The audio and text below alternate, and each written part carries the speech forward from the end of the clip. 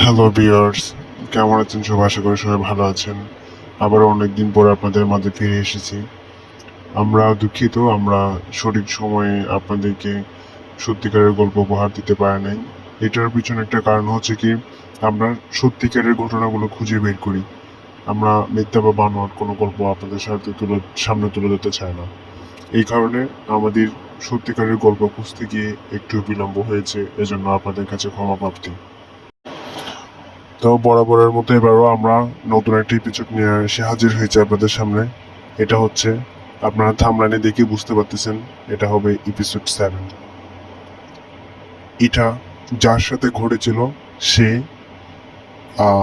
আমাদেরকে শুনিয়েছে নিজের মুখ দিয়ে, এবং আদি এটাকে লিখে নিয়েছে তার ভাষ্য মতে। আমি ওই লেখাটা আপনাদের পড়ে শোনাবো তার সাথে কি হয়েছিল। তো আপনাদের আবারও বলে রাখি, আমরা নতুন, আপনারা সবাই আমাদের সাপোর্ট করবেন, আমাদের ভিডিওগুলো সবার মাঝে শেয়ার করবেন, সাবস্ক্রাইব করবেন, লাইক দিবেন, এবং পাশে থাকা বেল আইকনটা ক্লিক করে আমাদের আপডেটগুলো আপনারা ইনস্ট্যান্ট জানতে পারবেন। ঠিক আছে, কথা না বাড়িয়ে আমি ও যেভাবে লিখছে সেভাবে আপনাদেরকে পড়ে শোনাবো এখন। নিশু ফ্র্যাঙ্কলি আমাদের সব বলেছে, তো আমরা ওভাবে আপনাদেরকে বলবো। নিশু তার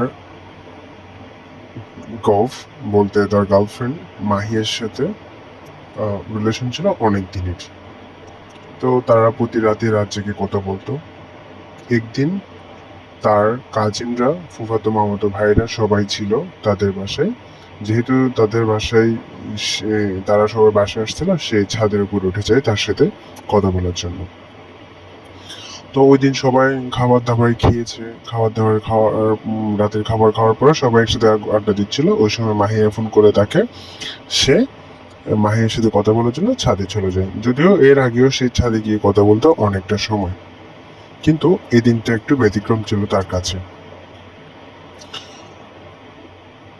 এখানে লিখেছে, নিশু, মাহিয়া ও তার ফুফাতো মামাতো ভাই ছিল দুজন। নিশু গফ ছিল মাহিয়া। নিশু প্রত্যেকদিন রাত জেগে তার গফ মাহিয়ার সাথে কথা বলতো। প্রতিদিনের মতো নিশু এই দিন তাদের ছাদে উঠে তার গফের সাথে কথা বলছিল। কথা বলতে বলতে সে ছাদে এক কিনারায় চলে যায়। হঠাৎ নিশু অনুভব করতে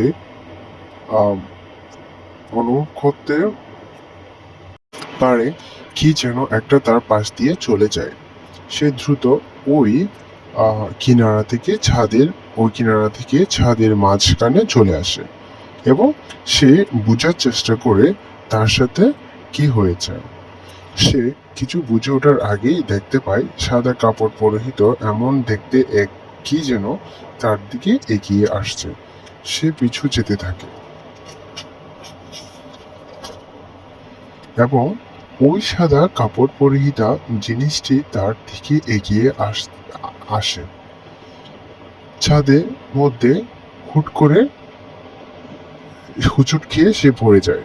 এরপর সে তার ভাইদের ডাকতে থাকে, কিন্তু তার ওই ডাক কেউ শুনছিল না। ওইরকম ভাবে প্রায় 5 থেকে 6 মিনিট কেটে যায়। অনেক ভয়ঙ্কর ছিল তার কাছে, সে কিছুই আন্দাজ করতে পারছিল না। তারপর সে অনেক কষ্টে চোখ খুলে দেখে সে পাশের বিল্ডিং এর ছাদে শুয়ে আছে। কি ভয়ঙ্কর!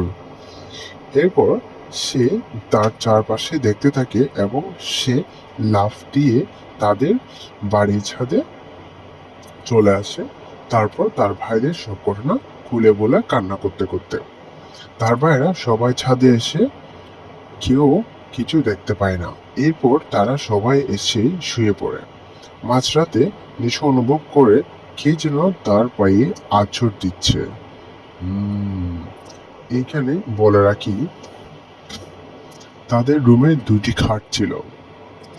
তারা ছিল এখানে 4 জন।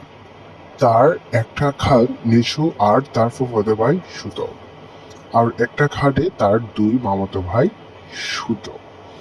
তারপর সে তার ফুফাতো ভাইকে দেখে তার ফুফাতো ভাইয়ের ঘুম ঘুম চোখে উঠে বলে, কি হয়েছে? এভাবে কেন আমাকে ডাকছিস না? আমি ঘুমাইছি। তারপর নিশু বলে, প্লিজ একটু চুপ কর না, আমার পায়ে যেন ধারালো নখ দিয়ে আঁচড় দিচ্ছিল, এটা কি তুই দিয়েছিস? বলছে, না, আমি তো ঘুমাচ্ছিলাম, তুই তো দেখলি আমাকে ঘুম থেকে যে ডাকছস।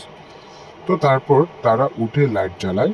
লাইট জ্বালিয়ে তারা দেখতে সত্যি নিশুর পায়ে কে যেন ধারালো নখ দিয়ে তার শরীরে সব জায়গায়, তার শরীরে সর্বোচ্চ শক্তি দিয়ে যে আঁচড় দিয়েছে, তার শরীরে সর্বোচ্চ শক্তি দিয়ে আঁচড় দিয়েছে। তো বন্ধুরা, এটা আমরা নিশুর মুখ থেকে শুনেছি, তার সাথে কি হয়েছিল সেটা আমরা আপনাদেরকে সত্যি ঘটনাটি পড়ে শুনিয়েছি। তো এটা ছিল প্রথম পার্ট।